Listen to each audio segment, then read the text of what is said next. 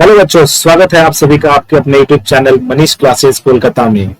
आज के इस सेशन में हम आपके साथ कंपनी लॉ के सीरीज को आगे बढ़ाने जा रहे हैं। तो जैसा कि आप लोग जानते हैं कि हम लोगों ने कंपनी लॉ का एमसीक्यू का सीरीज स्टार्ट किया था, जिसमें chapter number 1 introduction to companies हमने 4 पार्ट में कंप्लीट किया था। उसके बाद हमने स्टार्ट किया था फॉर्मेशन ऑफ अ कंपनी।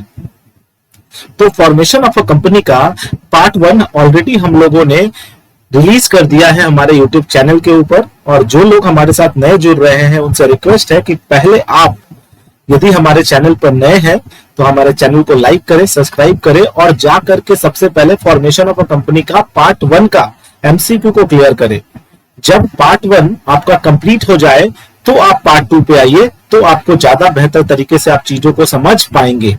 और मैं इसकी एश्योरिटी देता हूं आपके एग्जाम में इन एमसीक्यू सीरीज को छोड़ करके बाहर से एक भी क्वेश्चंस आपको अपने एग्जाम में देखने को नहीं मिलेगा। इन डेप्थ हम सारे के सारे क्वेश्चंस को एनालाइज कर रहे हैं और इसी तरीके से हमारा पूरा का पूरा 5 यूनिट हम लोग कवर करेंगे। तो हम लोग यूनिट 2 डिस्कस कर रहे हैं, जिसका नाम है फॉर्मेशन ऑफ अ कंपनी, जिसमें पार्ट 1 में ऑलरेडी हमने 25 क्वेश्चंस का डिस्कशन कर लिया था। तो आज के इस सेशन में हम स्टार्ट करने वाले हैं पार्ट 2, जिसमें हम डिस्कस करेंगे आपके साथ 25 most important questions of company law for B Com semester 2 examinations.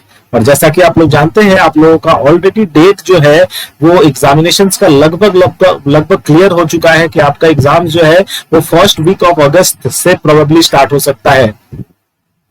तो चलिए स्टार्ट करते हैं हमारे इस एमसीक्यू सीरीज के पार्ट 2 को। तो सबसे पहले देखते हैं क्वेश्चन हमारे सामने क्या है। ये क्वेश्चन नंबर 26 इसलिए है क्योंकि आप जानते हैं कि ऑलरेडी क्वेश्चन नंबर 1 से क्वेश्चन नंबर 25 तक हम लोगों ने पार्ट 1 में कवर कर लिया था। तो आज फॉर्मेशन ऑफ अ कंपनी का पार्ट 2 है। पार्ट 2 में क्वेश्चन नंबर 26 हमारे सामने है कि in case of section 8 company memorandum of association shall be as per, आपसे कह रहा है according to section 8 company's memorandum of association shall be as per option A is table B, option B is table E, option C है आपके सामने form number INC 13 and option D is form number INC 31। तो ज्यादातर लोग आप लोगों में से जानते होंगे कि if in case of section 8 company memorandum of association as per form number INC 13। So question number 26 का करेक्ट आंसर जो है वो ऑप्शन नंबर सी है। चलिए अगले क्वेश्चन की तरफ चलते हैं, that is question number 27। Question number 27 में आपके सामने है कि the name stated in memorandum shall not, यानी कि जो नाम आपने मेमोरेंडम ऑफ एसोसिएशन में सुझाए हुए हैं वो क्या नहीं होना चाहिए। Option 1 B identical with all resemble to nearly to the name of an existing company, मतलब कि कोई कंपनी जो पहले से एग्जिस्ट है उस कंपनी से मिलता जुलता आपका नाम नहीं होना चाहिए। Option B constitute an offence under any law for the time being in force. Option number C be desirable in the opinion of the central government and option number D all of the above. तो आप जानते हैं कि आपका answer जो होगा वो all of the above होगा, क्योंकि पहला चीज तो आपके जो कंपनी है उसकी नाम जो है वो मिलती जुलती नहीं होनी चाहिए किसी दूसरे कंपनी से। दूसरा, constitute an offence under any law for the time being in force and be desirable, मतलब कि सेंट्रल गवर्नमेंट के ओपिनियन में वो नाम ठीक ठाक होना चाहिए। सो option number D is the correct answer of question number 27। चलिए अगले सवाल पे चलते हैं, क्वेश्चन नंबर 28। क्वेश्चन नंबर 20 है हमारे सामने कि for availability of name application shall made to, मतलब कि आप जब कंपनी के नाम के लिए आवेदन करते हैं तो वो आवेदन किसके पास होना चाहिए। सबसे पहला the securities and exchange board of India यानी सेबी के पास। दूसरा, ministry of law and justice के पास। Option number C is regional director ministry of corporate affairs and option number D is registrar of companies. तो आप सभी को पता है कि नाम के एबिलिटी के लिए हमें सबसे पहले जाना होता है रजिस्ट्रार ऑफ कंपनीज के पास। तो क्वेश्चन नंबर 28 का करेक्ट आंसर है option number D, that is called registrar of company. चलिए क्वेश्चन नंबर 29 पे पहुंच चुके हैं। क्वेश्चन नंबर 29 है, application shall be made for availability of name in. Application कौन से फॉर्म में होने चाहिए? Form number INC1, form number INC2 7, form number GNL1, form number RD1। तो इसमें आप लोगों को सबको पता है कि कंपनी के नाम लेने के लिए हम लोग जिस फॉर्म में अप्लाई करते हैं, the name of the form is form number INC1। So question number 29 का करेक्ट आंसर जो होगा वो ऑप्शन नंबर ए होगा। चलिए क्वेश्चन नंबर 30 की तरफ चलते हैं। क्वेश्चन नंबर 30 मोस्ट इंपॉर्टेंट है, जरा ध्यान से पढ़ेंगे हम लोग इसको।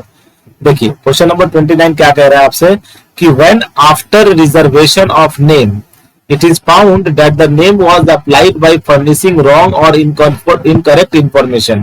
यानी कि जब आपको किसी कंपनी के नाम के लिए आपने अप्लाई किया, वो कंपनी का नाम आपको दे दिया गया और बाद में ये पता चलता है कि आपने उस कंपनी का नाम किसी गलत तरीके से या गलत इंफॉर्मेशन के थ्रू पाया है, then if the company has not been incorporated, the reserved name shall be cancelled and the person making application shall be liable to a penalty which may extend to।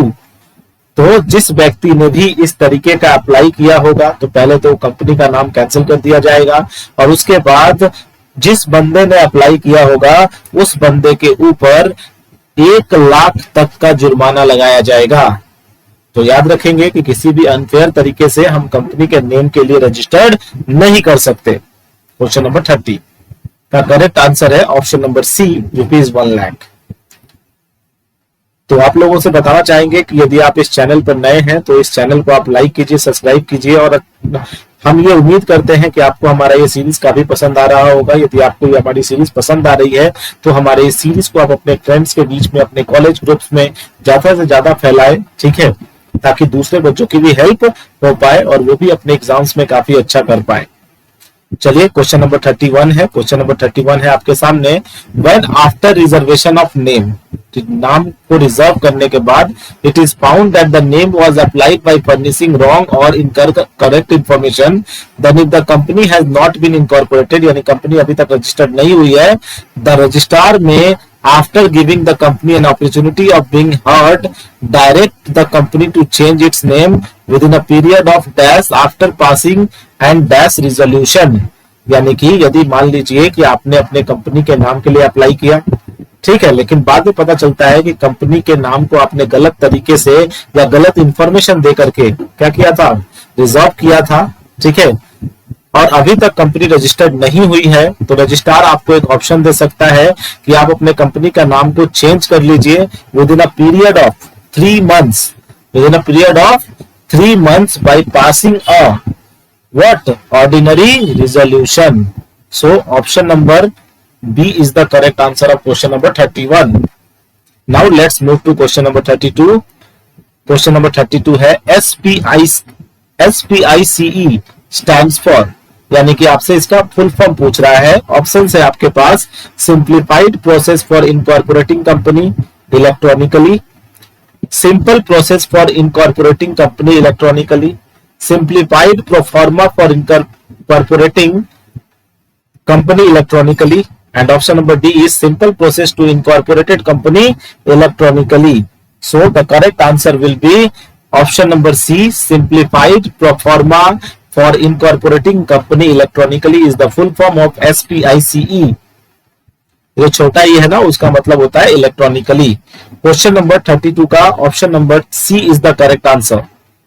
Now move to question number 33। Question number 33 है, under SPICE the memorandum of association for main object the character limit is dash characters। कितने का character limit होता है? तो option है आपके पास A 10,000, option B 20,000, option C 15,000 and option D is 1 lakh. So आप इसका करेक्ट आंसर देंगे कि स्पाइस के according the memorandum of association for main object the character limit is 20,000 characters.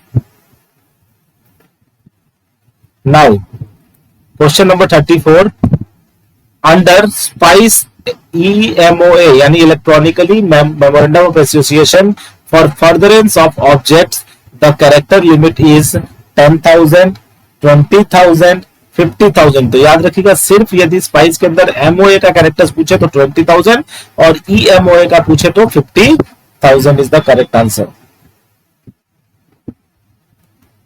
चलिए क्वेश्चन नंबर 35। क्वेश्चन नंबर 35 कह रहा है आपसे कि under SPICE EMOA have to be uploaded as dash to spice, as dash to a spice। तो याद रखिएगा, under SPICE EMOA को लिंक्ड फॉर्म में आपको क्या करना पड़ता है, अपलोड करना पड़ता है। तो option number B is the correct answer. Now question number 36, that is under SPICE EMOA and EOA, यानी electronically memorandum of association and electronically articles of association forms are to be what. तो क्योंकि ये सारी की सारी digitally है तो इसका सिग्नेचर भी डिजिटली होता है, digitally signed by the all the subscribers. Next question number 37। चलिए क्वेश्चन नंबर 37 पे आ चुके हैं हम लोग। क्वेश्चन नंबर 37 कह रहा है the memorandum of association of the company shall be signed by each subscriber in the presence of, यानी मेमोरेंडम ऑफ एसोसिएशन को सारे के सारे शेयर होल्डर्स जो है या सब्सक्राइबर्स जो है वो साइन करते हैं किसके प्रेजेंट में, तो एटलीस्ट कितने, कम से कम एक विटनेस के प्रेजेंस में वो सारे के सारे लोग जो है वो साइन करेंगे। Now question number 38। Question number 38 is the term articles is defined in section dash of the Companies Act 2013। Sir ये आप स्टार मार्क लगा के रखेंगे, it is very most important questions. और आप देखेंगे यदि आपने प्रीवियस ईयर फॉलो किया होगा तो बहुत बार ये सवाल ऑलरेडी पूछा जा चुका है कि आर्टिकल्स को किस सेक्शन में डिफाइन किया गया है। ऑप्शन है आपके साथ section 2 subsection 4, section 2 subsection 5, section 2 subsection 6, section 2 subsection 7। तो ऑलवेज रिमेंबर कि it is defined in section 2 subsection 5। तो article is defined in section 2 subsection 5 of the companies act 2013। चलिए क्वेश्चन नंबर 39 पे हम पहुंच चुके हैं। क्वेश्चन नंबर 39 कह रहा है आपसे कि the articles of a company shall contains, articles of company में क्या होता है, articles, what are the contents of articles of association. तो options are the rulers of the meetings of the company. Basically ये रूलर्स नहीं होगा, it is a printing mistake, rules होगा, ठीक है। The rules for the meeting of the company, the regulations for management of the company. Number C is the rules for board of directors of the company and the number D is the rule for share holders. तो आप सभी को पता होना चाहिए कि articles of association में क्या चीजें रहती हैं। तो आर्टिकल्स ऑफ एसोसिएशन में सारे के सारे रूल्स एंड रेगुलेशंस होते हैं for management of the company, जो कंपनी को मैनेज करने के लिए होते हैं। तो option number B is the correct answer. Now question number 40 है आपके सामने। Question number 40 is the provision for maintenance of entrenchment clause in the articles is provided under which section of the Companies Act 2013? Section number 4, section number 5, section number 6, section number 55। तो always remember कि the provision of maintenance of enrichment clause in the articles is provided under section 5 of the Companies Act 2013। Now let's move to question number 41। Question number 41 is dash in the articles refers to the effect that specified provisions of the articles may be altered only if conditions or procedures as that are most restrictive than those applicable in the case of a special resolution are met or compiled with। Option A is object clause, option B is special clause, option C is entrenchment clause and option D is arbitration clause। So always remember कि entrenchment clause of articles of association refers to the effect that specified provisions of the articles may be altered only। ये exam point of view से बहुत ज्यादा जरूरी नहीं है, आप इसको स्किप भी करना चाहे तो आप कर सकते हैं, ये उतना ज्यादा इंपॉर्टेंट क्वेश्चन नहीं है। क्वेश्चन नंबर 42 में आ जाते हैं। क्वेश्चन नंबर 42 है कि the provision for entrenchment can only be made either on formation of a company और by an amendment in the articles agreed to by thus in case of private company। तो it is agreed by all the members of the company in case of private company. Question number 43. Question number 43 is the provision for enrichment shall only be made either on formation of a company or by an amendment in the articles agreed to by dash in case of public company. अभी आपने देखा कि provision जो है enrichment का company public company में तभी met किया जाएगा जब सारे के सारे मेंबर्स जो होते हैं, वो प्राइवेट कंपनी के केस में बता रहा हूं, तो सारे के सारे मेंबर्स जो है वो एग्रीड होते हैं। लेकिन पब्लिक कंपनी में ये क्या होता है, इसके लिए स्पेशल रिजोल्यूशन पास कराना पड़ता है। ठीक है, so answer is option number C, special resolution. Now let's move to question number 44. Question number 44 is the articles a company limited by shares shall be as per the articles of a company limited by shares।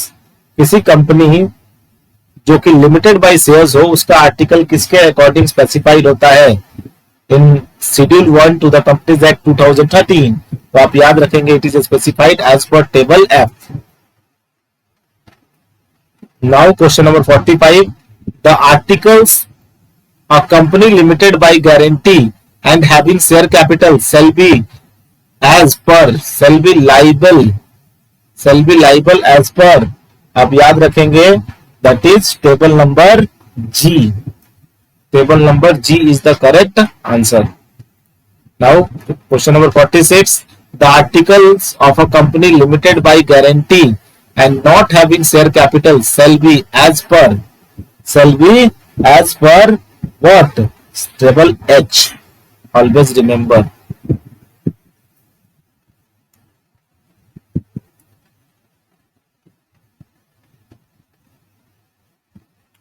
इस question में आपको option नहीं दिया है, आप इसको H कर लेंगे और करेक्ट आंसर टेबल H मार के आएंगे।